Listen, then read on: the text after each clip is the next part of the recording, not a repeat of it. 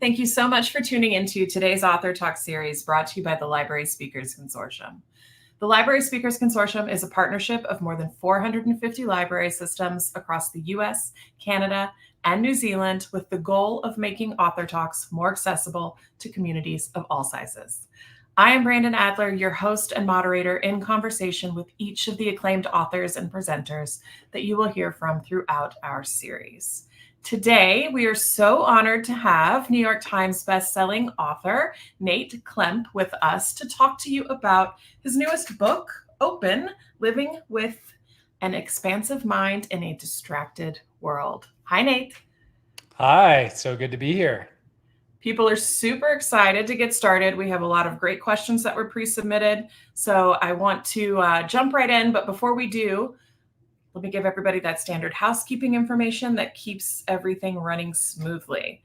Like I said, we have compiled those pre-submitted questions with registration, so thank you for doing that. But you can also submit questions during this live presentation by clicking the questions button. There are 3 little tabs below the live stream video to submit your question at any time. There are quite a few of you tuning in today, so we will take as many questions as we can during the Q&A period. As a reminder, there will also be a link to the recording sent out to all registrants about 24 hours or so after the event. Now to formally introduce our guest for today. Nate Klemp, PhD, is a philosopher, writer, and mindfulness entrepreneur. He is the co-author of the New York Times bestseller, Start Here, the New York Times Critics' Pick, The 80-80 Marriage, and his newest book, Open, Living with an Expansive Mind in a Distracted World. His work has been featured in the LA Times, Psychology Today, The Times of London, and more, and his appearances include Good Morning America and talks at Google. He's a co-founder of LifeXT and founding partner at Mindful. For more, you can, of course, visit his website at nateklemp.com. Thank you so much again. I'm going to go ahead and turn things over to you now, Nate. Thanks so much, Brandon. And thanks everybody for joining today. It's such an honor to be here. And I have to say, I'm just so grateful that you are willing to spend an hour of your time with me. I know you all have busy lives, you have lots going on. So it means a lot. And I want to make sure that this hour we spend together is useful to you in some way. So in terms of the agenda, I want to talk about some of the themes of my new book, Open, Living with an Expansive Mind in a Distracted World. But instead of just focusing on ideas today, I also want to give you a bunch of tangible tools, tactics, and practices that you can use to make these ideas something more than just concepts in your life. To actually leave this presentation today with some new habits that you can weave into your everyday life that will hopefully allow you to live in a more skillful way. So, why did I write this book? What's the inspiration behind this project? It's really simple. I have been experiencing over the last decade or so this background feeling that there's just a kind of scattered, distracted, divided, polarized energy that's everywhere seemingly in our culture. And just before this presentation, to remind myself of this, I entered what I like to call screenland, which is really just the world that exists beyond the lock screen of my phone. And even just today, as I opened up a couple apps, I could see lurking behind my lock screen this kind of crazed, divided, polarized energy with all sorts of news stories about the upcoming election here in the United States and pagers blowing up in Lebanon. And I would argue that this is something that we're all experiencing on some level, that when we enter into this place that I call screenland, there's this feeling that the world is going a little bit crazy and there's so much distraction and so much information that it's almost this overwhelming sense. And for me, this was something that really made me feel quite sad, made me feel hopeless in some ways. And so I thought it would be really interesting to focus my attention as a writer on whether there's a way to deal with this modern background sense, this background experience that we're all having, where we're a little bit more skillful. And so if you could bring up the first slide. So the way that I dropped into this question was I wanted to make this very simple. And so the whole project for me, this whole analysis, the whole book is based on this very simple distinction between two ways that we experience life. One of these ways is a kind of way of being where everything feels closed, small, claustrophobic, stressed, overwhelmed. And the other mode of being is where everything feels a little bit more open, more expansive. So, what does it mean to be closed? Well, the reason that dot is so small there is that the key feature of this state of closure that I think we're experiencing increasingly in our modern world is its size. It's small. I don't know about all of you, but when I get in this state of feeling closed down, when I'm super addicted to my screens, when I've just watched the political debate like last Tuesday night, it starts to feel like I'm looking at life through this long and narrow tunnel. And all I can see on the other side is the problem or the person or the candidate who annoys me or the whatever it might be. But basically there's like a tunneling effect where when we're closed, our sense of possibility, our sense of curiosity starts to just compress. And all we can see is that problem on the other side. When, on the other hand, we experience moments where the mind is a little bit more open, and I think we all have access to these. The thing that happens, the predominant quality of this more open state is that it just feels like there's more space in our mind. There's more possibility. There's more room up there. We're a little bit more responsive, less reactive. And I think that it can sound kind of abstract, this idea of open, but we all have anchors to this experience. So maybe you were at an amazing concert where you felt this feeling of just like, wow, this is amazing. Maybe you went on a hike and you got to the top of a mountain and you had that experience of, wow, I feel like I'm seeing the world from a bigger perspective. Or maybe you had an amazing dinner with your partner, or we're sitting at the beach, right? We all have these access points to this state of openness. But the key argument that I try to make here, and that I'm going to make today, is that something really magical happens when we shift from this state of closure, which is becoming more and more common in our present age, to this state of openness. We get this experience of having more space. And I know what you're thinking. Some of you at this point might be thinking, all right, sounds kind of interesting, but a little more space in the mind, like who cares? How could that really be worth attending a 1 hour talk or reading a book about or trying to build new habits around? And I think that's a valid objection. But what I would say to that is this feeling of having more space in the mind, feeling of being a little bit more aware, of having a bigger perspective on our life and the world is actually a really big deal. Because that is the space that allows us to respond instead of react in a triggered way when we're in a conversation, for example.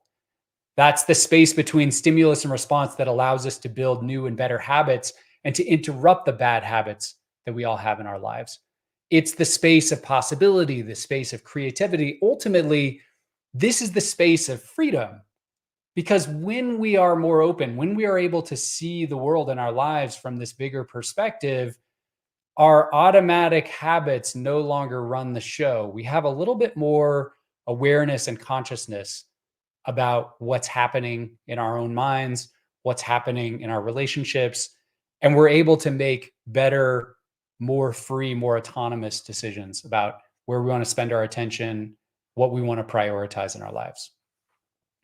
So that's the basic framework. And if you buy that it's good or interesting or even magical to shift from a closed to a more open mind, then the question becomes, okay, well, how can we practically close less and open more?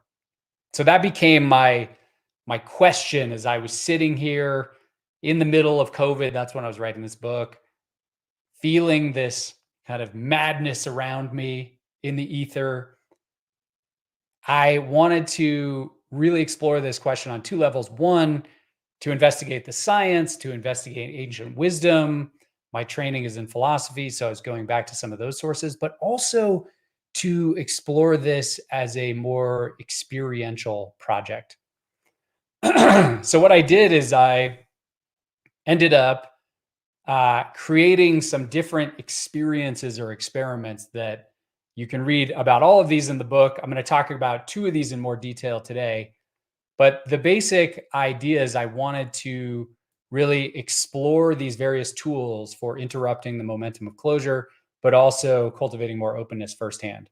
So one of these tools, starting at the upper left, is what I call screen binging. I spent 3 days, all day, every day, binging on an all-you-can-eat buffet of digital mind treats, just to see what happens when we go deep into that state of closure I was describing earlier. I did a couple of years of psychedelic assisted therapy with one of the nation's leading experts on these compounds. I explored this idea of opening to the other side, of opening to the people who I disagree with in terms of politics. And I'll talk more about this one as well later. I also spend quite a bit of the book talking about the practice of meditation, which I think of as almost like the strengthening and conditioning program for cultivating a more open mind, particularly the practices of meditation that are oriented toward cultivating more openness or more open awareness in the mind. Street opening is my name for the practice of taking meditation off of the cushion and into the chaos of everyday life. So I write in the book about a one-day experience where I tried to turn my local Costco warehouse into a meditation retreat center. So, I spent the day meditating in the furniture section and the pharmacy and doing walking meditations through the produce aisle and dairy and whatnot. And really starting to see that this practice is so powerful in the midst of everyday life. We can do it in that formal way, but we can also do it informally when we're just in those random moments of our day, waiting in traffic, picking our kid up from school, etc. And then finally, exploring the practice of letting go as a gateway to this more open state, but also exploring what I call skillful closing, which is this idea that sometimes it's better for us and it's better for the world to actually stay closed and not open. And there's certain occasions where that may be more appropriate, more skillful. So, as I said, I'm going to talk about screen binging and opening to the other side. And I'm going to give you a bunch of tools for how you can think about this as a practice in your own life. And the reason I want to focus on these two is that when it comes to that state of closure I described earlier, that small state of the mind, and our modern predicament, I think there are two forces that are really driving our current experience of closing down more to life. One dimension of closure is more internal. It's this feeling inside of being uncomfortable or having a negative emotion or a scary thought, and then having the almost instantaneous reaction to grab our screens and dive headfirst into screenland, that digital world that I described.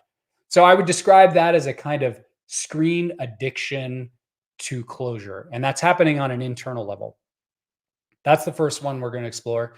The second element or the second dimension of closure that we'll explore is more external. And it's a kind of closing off that happens not inside our own mind, but to other people, and particularly people who disagree with us, people who vote for the other candidate, people who don't share our views politically.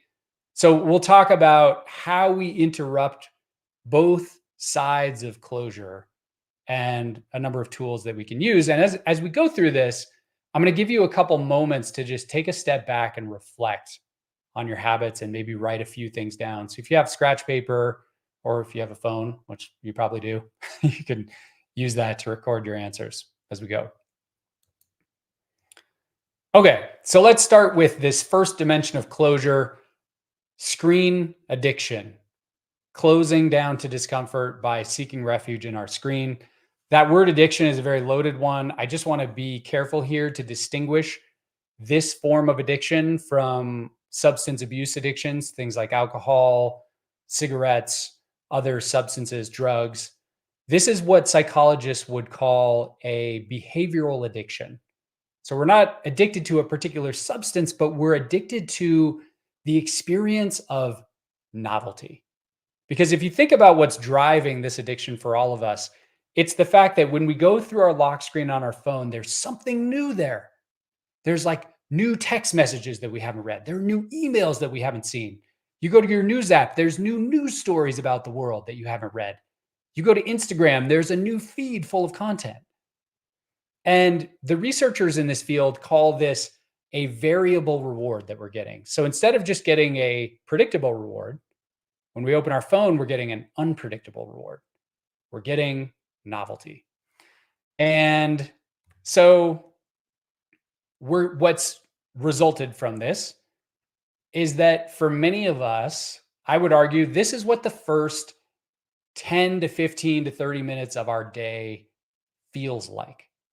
So wake up in the morning, grab your phone, and then all of a sudden this happens, right? There's like emails coming in, and there are text messages that came in from overnight, and there's news about the latest wildfire or war or whatever it might be. And then we have tracking apps for various things, and we have social media. There's TikTok, Instagram, X, all these different things.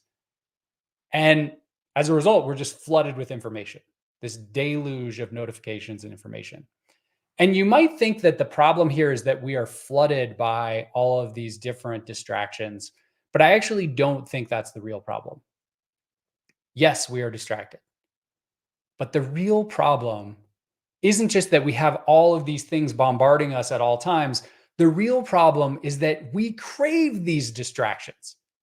We're the ones seeking them out, right? If you think about an average day where you have these idle moments sprinkled throughout your day, maybe you're waiting at the doctor's office, maybe you're stuck in traffic, maybe you're waiting for your kid to come out of soccer practice. We're the one in those moments who reaches out for the phone, who goes on ESPN, who goes on Instagram, who goes on TikTok, et cetera, et cetera. So that's the real problem. Again, not just that we're distracted, but that we crave distraction. Many of us have a mild to moderate form of addiction to these distractions. So I want to just set the stage here, because at this point, some people will say, well, yeah, we're distracted, but there's a way in which all of this has become normalized. And it's like, is it really that big of a deal? Yeah, we look at our phones a lot, but who cares? And so I just want to sort of interrupt that objection by laying out some statistics that help show the depth of this predicament that we're in. So the average American, according to Nielsen, spends about 11 hours a day on screens. 50% of teenagers describe themselves as addicted to their screens. 96% of us, according to Deloitte Consulting, check our devices within an hour of waking. About 60% of us check our devices within 5 minutes of waking. And now I'm actually going to go back for a second. And so these are really interesting statistics. They're informative, they're powerful. But there's another set of statistics that I think are even more interesting, because this next set of statistics gets to the weird ways in which we prioritize our screens over other things that should really matter more. So these researchers asked, like, would you rather style questions. One of these questions was, would you rather spend an entire month without your pet or your smartphone? 40% of us choose our smartphone over our pet. Would you rather spend an entire month without your significant other or your smartphone? 44% of us choose our smartphone over our significant other. Would you rather spend an entire month without sex? 56% of us choose our phones over sex. And then most disturbingly, I think, these researchers found 10% of us would rather cut off a finger of our own choosing than give up our phone. So all of these statistics, I think, help dispel the idea that, well, this isn't really a problem. Who cares? This is something new. I think this is really, you could argue, the problem of our time. And because we've been talking about it so much as a culture, it's easy to think that it's gone away somehow. But even just recently, the Surgeon General of the United States came out saying we should put a warning label on social media, similar to the kinds of labels we have on tobacco. Uh, about 20 states have outlawed smartphones in schools and high schools.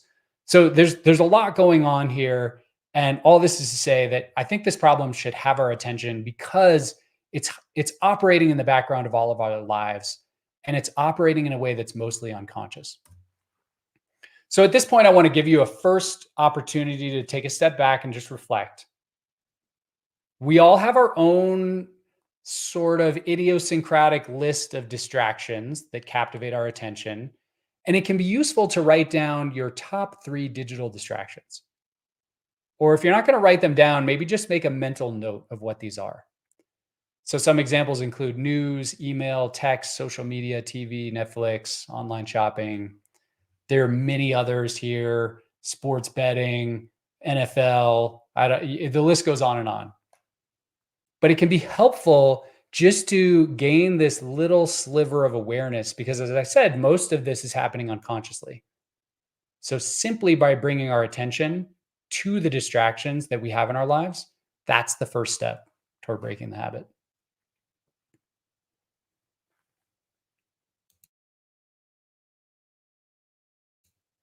Okay. So if you're still writing them down, that's totally fine. What I want to do now is turn from the ideas to, as I said before, giving you practical tools that you can use. And I want you to think of the array of tools I'm about to give you as almost like a tasting menu at a restaurant. So, if you go into a restaurant, the menu consists of all sorts of things, some of which you like, some of which you want to order, some of which you don't like, you don't want to order. I'm going to give you a bunch of tools and I want you to just keep track of the ones that might be useful for you. Some of them will be useful, some of them won't. It's totally fine. All right, so we're going to do 3 different types of tools that we can use to interrupt this momentum of screen addiction, this internal form of closure.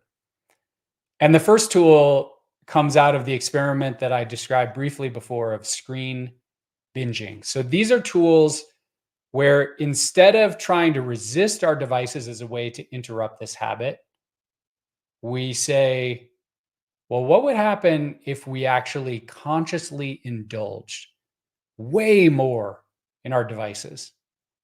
And this is something I did for the book. So I spent about 3 days, all day, every day, just giving myself total unlimited access to everything that I craved in Screenland. So news and email and social media and watching TV all day. And it was kind of an amazing experiment. I learned a couple things. One, I learned that the link between screen time and sleep is real. Every night during this experiment, I would wake up at about 2 or 2:40 in the morning, just lit up with adrenaline, like no chance of going back to sleep. But the main thing I learned, the most interesting thing, is that the superpower of our phones is this experience of novelty. And so by overindulging or over consuming on these digital mind treats, what starts to happen is we begin to destroy the superpower of our devices. We begin to destroy that experience of novelty.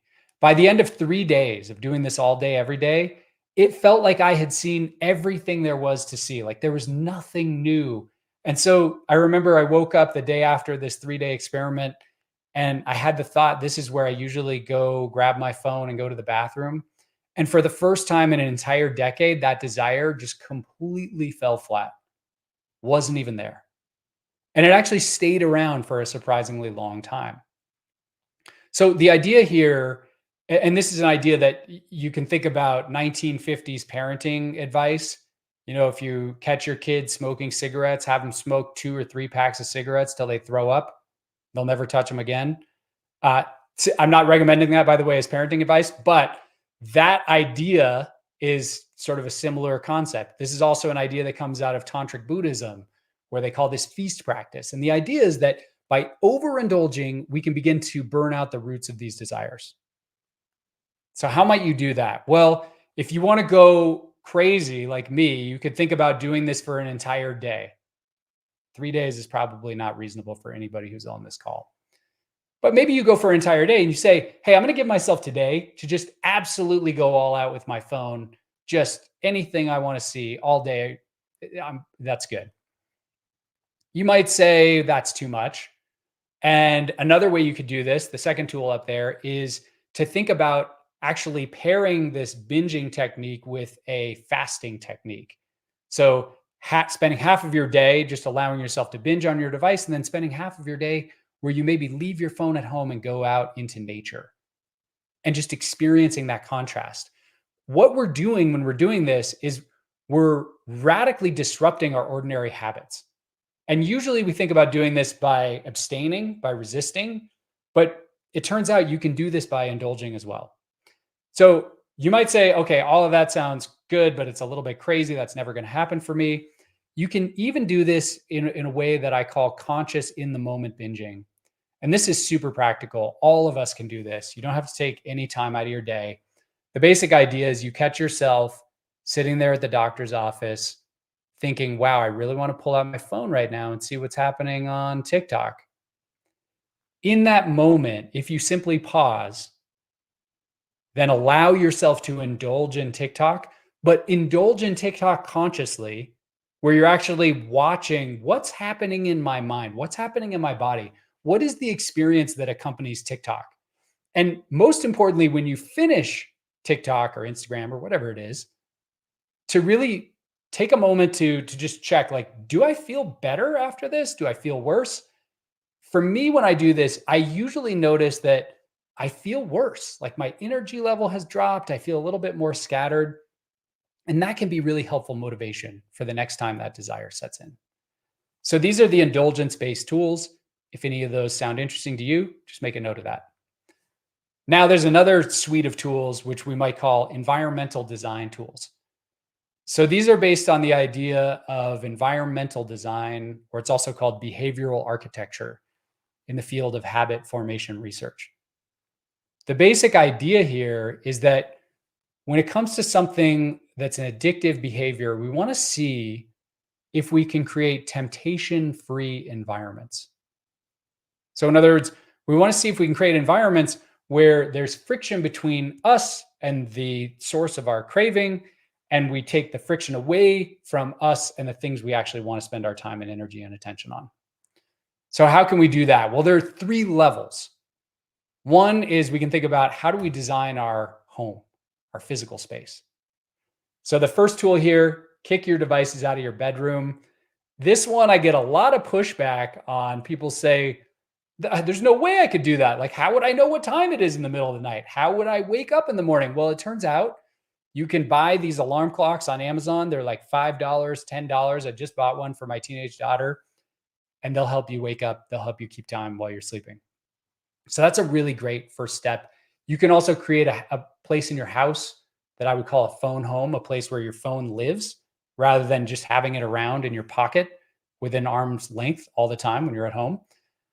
You can also put up somewhere in your house, and it looks like this got cut off on the slide, but a family screen time contract where you basically come up with, as a family, the various rules you want to set for screens. So for example, no screens at dinner, no screens after 9 p.m., whatever it might be. But we actually have this up in our kitchen. So this is part of the design of our home. We see it every day. So we can design our homes. We can also, though, design our time, which is a more ethereal thing, but this is actually one of my favorite environmental design strategies. So I'm just going to give you one tool here because it's so great, I think. And it's what I call dopamine dessert. So the basic idea here is to schedule into your day intentional time for distraction.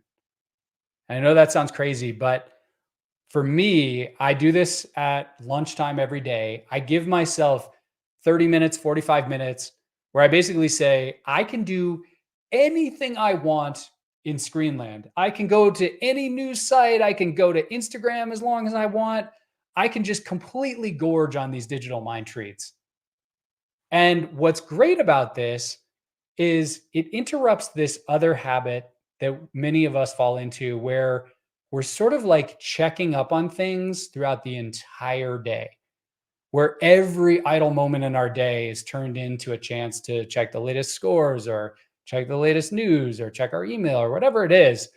This consolidates it all into one period.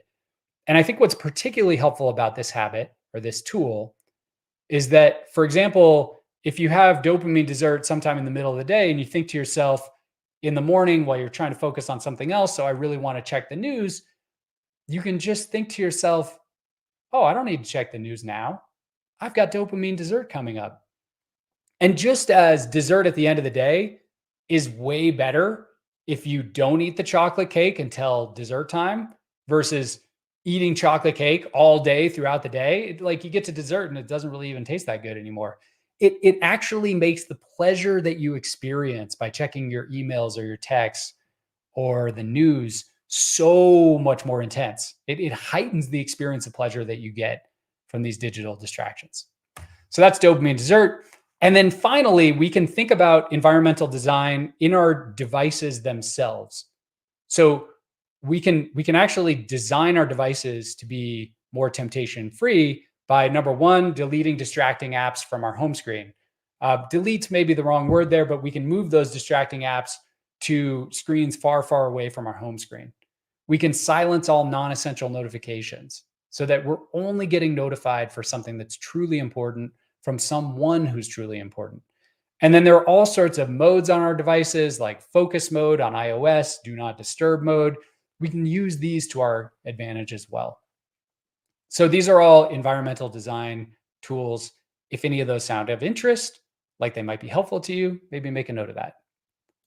But now I want to go to one last set of tools, self-binding. So I saved the most restrictive, the most intense set of tools for last.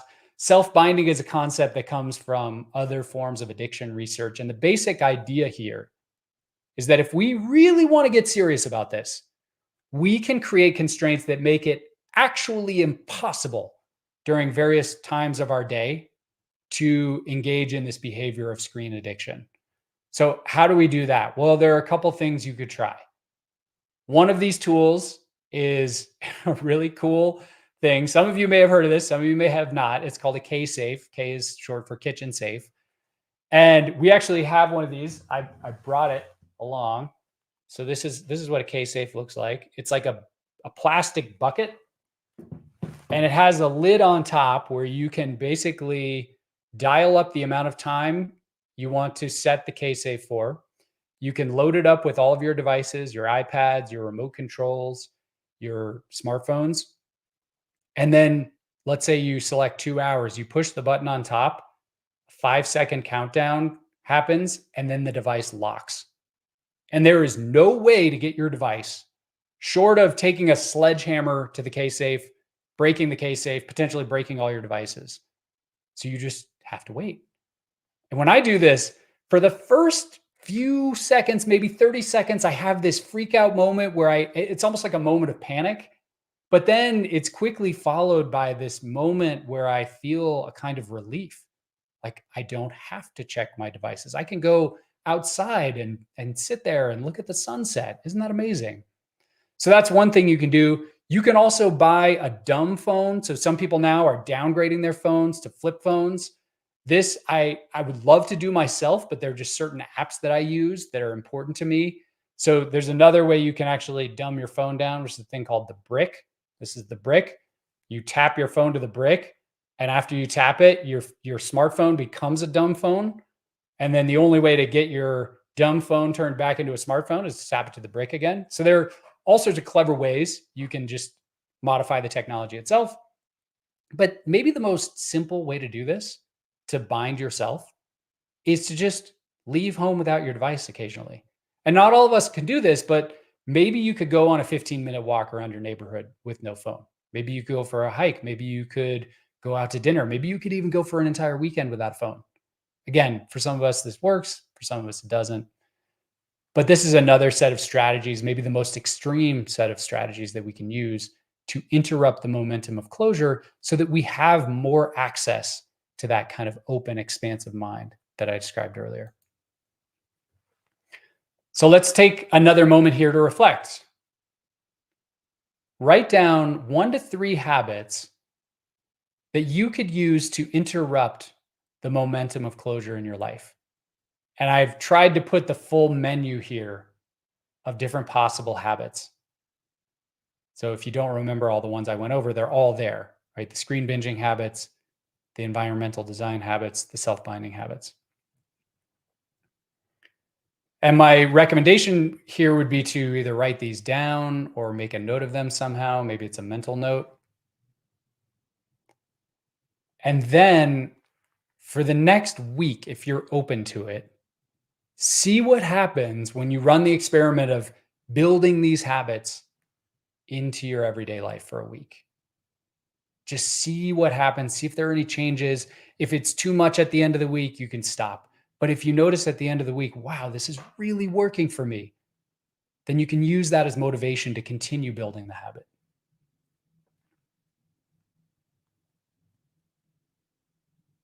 Okay. So hopefully you've all had a chance to write a couple of these down.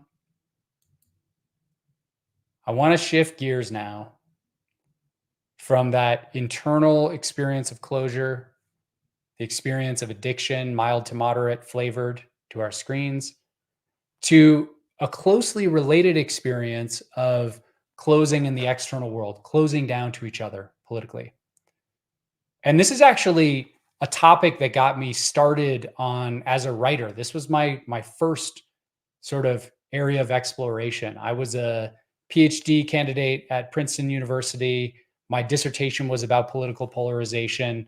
And I became really interested in this about 20 years ago. And I've spent the last 20 years tracking this. And this is another area where people will often object and say, political polarization isn't really new. The amount of divisiveness we're experiencing now, there's nothing different about it. We've been experiencing this for years. Politics has always been contentious.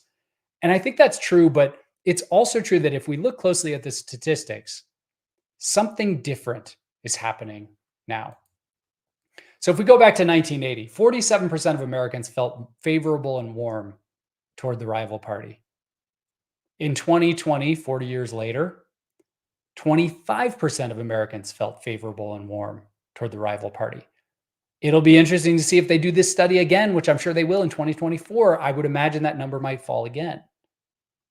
Not only that, there are large numbers of us who have pretty extreme views and pretty divisive views about the other side. So there's a paper that came out called Lethal Mass Partisanship, where the authors found 20% of Democrats and Republicans in America agree that the other party lacks the traits to be considered fully human, that they behave like animals. And a similar number, 20% of Democrats and Republicans agree that we'd be better off as a country if large numbers of the opposite party just died. 20%. That's a huge percentage of our population. So I think we are experiencing something new here. And it's kind of interesting that this talk is happening a month and a half before the presidential election here in America. I know that there are some people watching from Canada and New Zealand, but here in America, we're having a very intense political moment, which I think is heightening our experience of polarization and this experience of closing down to people who might disagree with us in our politics. So how can we reverse this? What are the tools we can use to open more in the realm of political life? The basic tool that I describe in the book actually comes from my dissertation research, where I spent a few years researching a German philosopher named Jürgen Habermas. And he had this idea that there are 2 ways we interact with each other in politics. One of these is strategic, where our intent is simply to win, to show the other person that we're right and they're wrong. And I think we can all agree most of our political dialogue these days, maybe even all of it, is in that strategic bucket. But then there's another way we can engage with fellow citizens, friends, family members, and that is we can engage with an intent to understand. And this is the approach of opening. And this is the approach I decided to explore by setting up another one of those experiences. So I call this opening to the other side or opening to our political adversaries. And instead of just studying this as a concept, I really wanted to live this for myself. So I spent a long time thinking about how to do this. And I have to give you this context here because otherwise it won't be meaningful. But I live in the town of Boulder, Colorado, which is a very liberal town. I would consider myself left of center. And I did this whole inventory and realized, where do I feel most closed? Well, for me, where I was feeling most closed was around the issue of guns. We had a mass shooting in my town, about 15 minutes away from my house at a King Soopers. And I could see how closed I had become to the views of the other side on that issue. So I decided to enroll myself in a National Rifle Association training to get my concealed carry permit here in rural Colorado. And this was actually my instructor. This was my instructor, Daryl. You can see he has the Let's Go Brandon flag and bullets both ways. And this is a person who lives about an hour away from me, but who I probably never would have come into contact with because of the way in which we now live in like-minded communities near people who believe what we believe. And so I got to this training, and they led me into this classroom. This is actually a picture of the classroom where we did our training. And one anecdote that I thought was really interesting from this is that before this training, I was really nervous. I was taking myself way out of my comfort zone. And so I thought to myself, well, how can I establish common ground right out of the gate? And so I wore my Denver Broncos hat. That's our local NFL team here in Colorado, thinking everybody's a Bronco fan in Colorado, surely. And so I get to the training and a couple of my other classmates come in, and one of the women is wearing a Kansas City Chiefs jacket. And I make a little joke, I'm not sure we can be friends. You're a Chief fan. I'm a Bronco fan, division rivals. It was a joke, right? But her husband kind of looks at me, comes up to me and says, "Oh, you don't have to worry about that at all. We don't watch football anymore. We stopped watching the NFL years ago after the kneeling." And then our instructor, Daryl, he says, "Yeah, I haven't given the NFL a cent of my money after that." So the kneeling, for those of you who maybe that doesn't mean anything to you, that's when Black players were kneeling as a sort of statement about Black Lives Matter. So in that moment, I felt really freaked out because I realized, wait a minute, we can't agree on the political candidate we support. We can't agree on guns. We can't even agree on a shared passion for a modern gladiator sport. And so I removed myself from the scene, kind of went to the bathroom, took a couple breaths, came back. I ran into that same gentleman, and he was talking to our instructor saying, I just think the right has all the best answers. And then he said, but I guess we shouldn't assume things. And he points his finger at me and he says, "What side are you on?" So I'm having this moment of oh my God, what do I say? I decided to just say what was true for me. I said, well, I'm on the side of staying open to all points of view. And I thought that was going to crash and burn the way the Broncos hat did, but it didn't.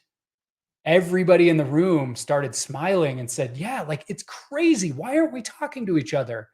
Daryl, our NRA instructor, was talking about how when he campaigns for Republican candidates, nobody will put up yard signs because their cars get vandalized or their house gets vandalized. And so it was this really interesting moment where I realized we can't agree on anything, not guns, not presidential candidates, not even a shared passion for football. But we could agree that we should be more open, that we should actually be talking to each other. And so for the rest of this training, I really got to know my fellow classmates, and I left, and it was probably one of the most profound spiritual, political life experiences that I've ever had, because by the end, what was so clear to me is that I had been living with these mental caricatures of the people on the other side, which had turned these people into bad people. But what I saw that day is that these were people just like me. We had this undeniable shared humanity, that these are people who are doing their best in life, who care about their neighbors, who care about their children, who are good people. And that we just live in these media environments that are so siloed that it's so easy to begin seeing the other side as the enemy. And so the practice here that I would encourage you to consider, if you're open to it, this one's a little more edgy than the last one, is to think about one thing you could do to open a little bit more to the other side. So if you want to get extreme here, you could maybe go to the rally for the other side. Maybe that's too much for you. It's maybe simply talking to a friend or a family member who votes for the other candidate from that place of curiosity and openness.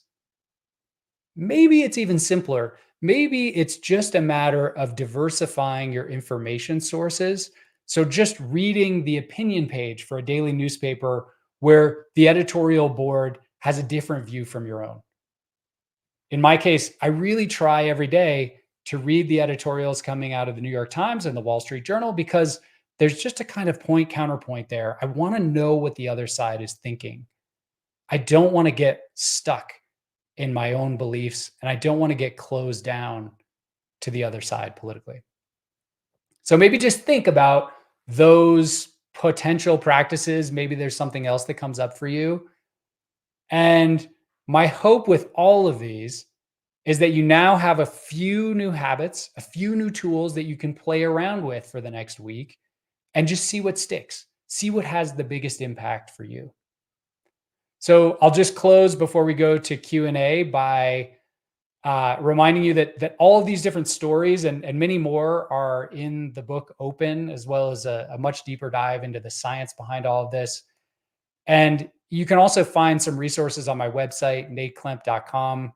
We have a weekly newsletter that comes out with tools and practices and ideas and some free guides there and whatnot. But mostly, I just want to thank everyone for being here. And with that, I think we're going to shift now to Q&A. Wow, Nate, thank you so much. You gave us all so much to think about, a lot of great tools that we can all start implementing basically right away.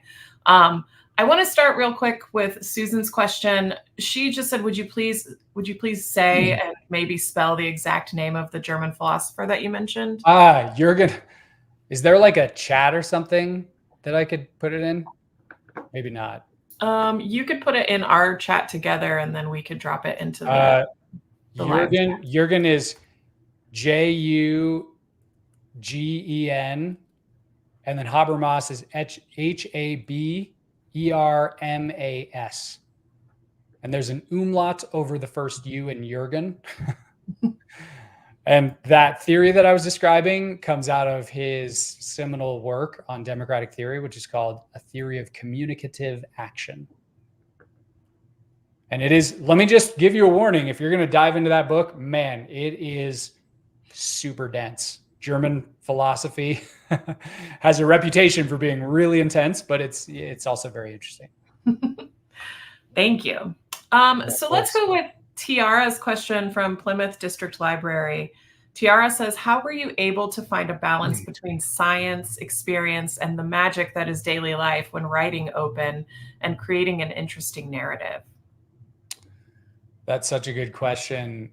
It actually gets to something that I don't talk about in the book, but is kind of interesting to explore here since we're having an author conversation, which is one of the central tensions I bumped up against in this is that I was having all of these really interesting experiences. So going on long meditation retreats, doing that training with the National Rifle Association, doing psychedelic assisted therapy. These were really deeply personal, deeply impactful experiences. And yet, in the midst of those experiences, I always knew that I was writing a book. So it created this interesting bifurcated experience where I was like part participant, but then I also had to be part observer to think about, well, how am I going to remember all this? How am I going to record this? How is this going to fit into a chapter?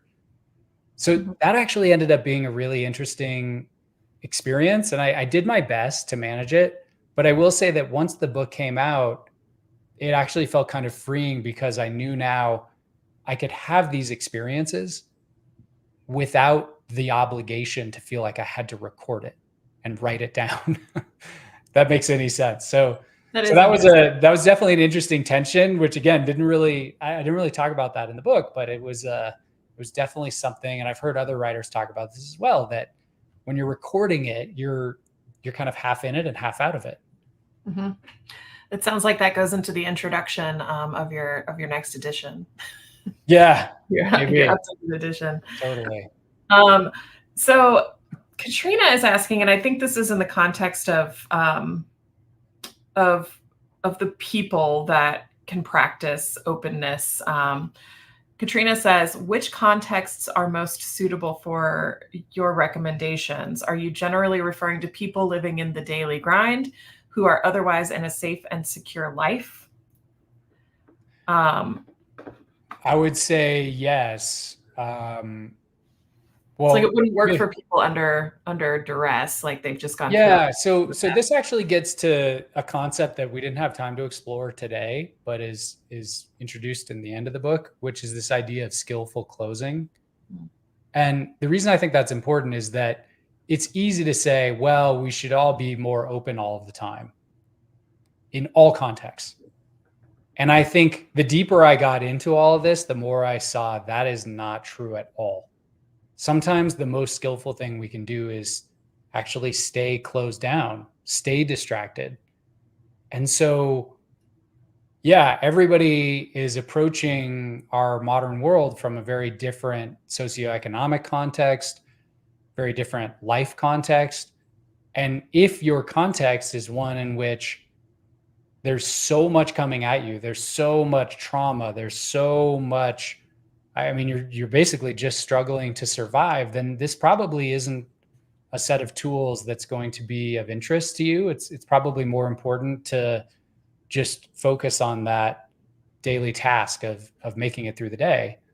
So I think that's definitely true that staying skillfully closed might be of service there. But there are many, many people who do have a little bit of flexibility and freedom about how they set up their days, how they set up their time, where they direct their energy and attention. And I've heard from so many of these people that the central struggle of their lives is this feeling that they just don't even have control over their attention anymore. That there are things they want to do, there are projects they want to engage in, books they want to write, people they want to hang out with, like they want to be more connected to their family members, and yet somehow they just keep finding themselves stuck in these kind of digital feedback loops. And so I think for someone like that, it can be really interesting to start to play with the idea of, well, how do I interrupt some of these habits, and how do I cultivate a little bit more openness? Mm-hmm. We did have a couple of questions about kind of using the tools to stop being in screenland, so to speak, when you have to be in front of a computer all day for work. Yeah. So Jacqueline asks Jacqueline asks if you have a creative job or a hobby and you're using the screen a lot to gather ideas, but you're also inclined to pop down rabbit holes. How do you manage these distractions? And Catherine as well says tips for navigating screenland when your whole job is on a computer. Yeah. Well, and that's, I think, the essence of the predicament, because the easy answer to all this would be to say, here's what you do. You take your smartphone. Next time you're near a ocean or a lake, you throw it as far out into that lake or ocean as you possibly can. And then you are liberated. You no longer have a smartphone. Like, hooray, we've solved the problem. Probably a meme out there about that. Yeah, you can move to the woods. You can be like Thoreau and live at Walden Pond for 2 years and 2 months, and now you're good. I think for a very small percentage of people that might work, but for the rest of us, we can't. I mean, look at us right now. We're looking into screens. Mm-hmm. I can't be screen free right now. I'm in the middle of a webinar. So I think the question then becomes, okay, well, how can we extract the advantages that these screens and technologies give us, which are amazing, by the way. I mean, it is incredible what we can do. I now write walking around the lake near my house with like my phone on dictate mode. I'll write the beginning of an introduction or a chapter just on my phone while walking around. That's incredible. So how do we extract those benefits, but then create some guardrails so that when we go to extract those benefits, we don't end up in the rabbit hole.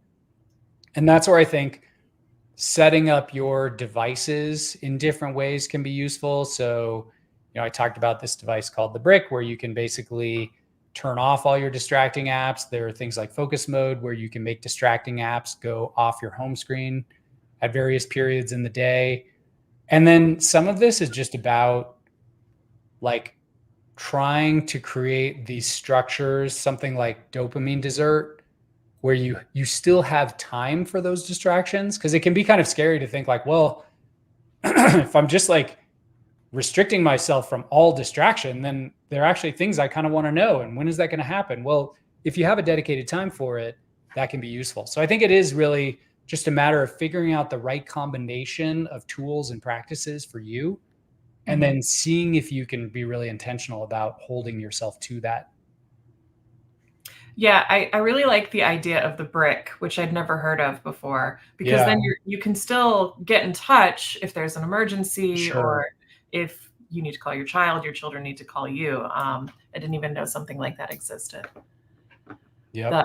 The phone safe was a little more terrifying, but the timer on it, it's crazy. It goes for 10 days. So what? Yeah, I was playing around with the timer and I'm like, oh my God, I could lock away my phone for 10 days. I haven't done it yet, but I've been thinking about maybe trying it. It's just too scary for me right now. I'm working up to that. We have a question from someone who wishes to remain anonymous. They say, I'm listening to your audiobook and I'm finding it very interesting. Unfortunately, I'll be working during the talk, so they're going to be watching the recording. Okay. They say, I appreciate your honesty and vulnerability. To be that honest about your thoughts when it's hard to be open. Could you please talk a bit about how to be more open to being vulnerable with others? Oh, that's such a great question. Well, first of all, I'm really grateful for that question. It is true that I knew that if I was going to write this book and do it in an honest way, I would have to really share about what was going on inside of me during these experiences versus just reporting on them from a very objective place. And that's terrifying on some level. And it's weird because the book has been out now for over 6 months. It's been it was written and sort of locked as a text a year ago. And I still feel discomfort around this book. I still have these thoughts sometimes. Man, I don't know if I should have written that book. Like, that was just so personal. Why did I do that? What was I up to? And so I guess what I would say to that question is, I do think there's something really beautiful about vulnerability. And especially because in Screenland and these digital environments, there's so much like posturing and so much fabrication of reality where it's like, according to someone's Instagram feed, they're living the best life ever. They're on like the deck of the cruise ship with martinis, toasting their spouse, and you hear nothing about the horrible argument they had that afternoon. All you see is them on the cruise ship. So I think we need this vulnerability. And I would say the biggest barrier for me, and I think for all of us, is the feeling of discomfort. Mm-hmm. And so that brings up a really interesting inquiry around, well, maybe the practice there is to just see if you can stay with the feeling of discomfort and not, instead of like rejecting it or pushing it away or thinking it's bad or picking up your phone, can you just, in a paradoxical way, play around with being more comfortable with discomfort? Mm-hmm. And I think then vulnerability becomes easier because I don't think the discomfort's ever going to go away. It's scary to be vulnerable, but when it arises, you're more skillful with just like staying with it. Yeah, I think that's great advice. It's also kind of like public speaking. Just keep doing it. Yeah. Yeah, this isn't necessarily comfortable talking to like 3,500 people or however many people are on this, but it's beautiful in its own way to be with comfort like that. I absolutely agree. Well, we are almost at the top of the hour. So a question that we like to close with is, what is a book or books that you recommend that everybody runs out to the library to check out immediately? other than yours. Of course, they're already going to do that. Yeah. Oh my gosh. Well, I think my favorite book of all time in the genre of self-improvement is a book by Byron Katie called A Thousand Names for Joy. Byron And Katie. Byron Katie, Byron Katie, like Katie. It's just a beautiful book. If you want to see a completely different perspective about essentially how to live in the world without a problem. It's wild. It's interesting. It's super thought provoking. And yeah, Okay. my favorite. Great recommendation. Well, thank you so much. Thank you for your time today. I know that you've given us all so much insight over the last hour, and I can't thank you enough for being here today. Thanks so much for having me. Thanks everyone for coming. I really appreciate it. Likewise, I also want to extend a huge thank you to all of our audience members for joining us for the author talk today. Without your support, none of this would be possible. So we thank you for choosing to spend your time with us.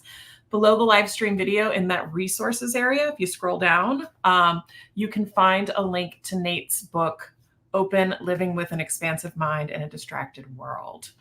Please join us on Saturday, September 21st, when we talk to global best-selling author Leanne Moriarty about her new book, Here One Moment. Be sure to register for this and lots of other great events on your library's event page. I am Brandon Adler, and thank you for joining us.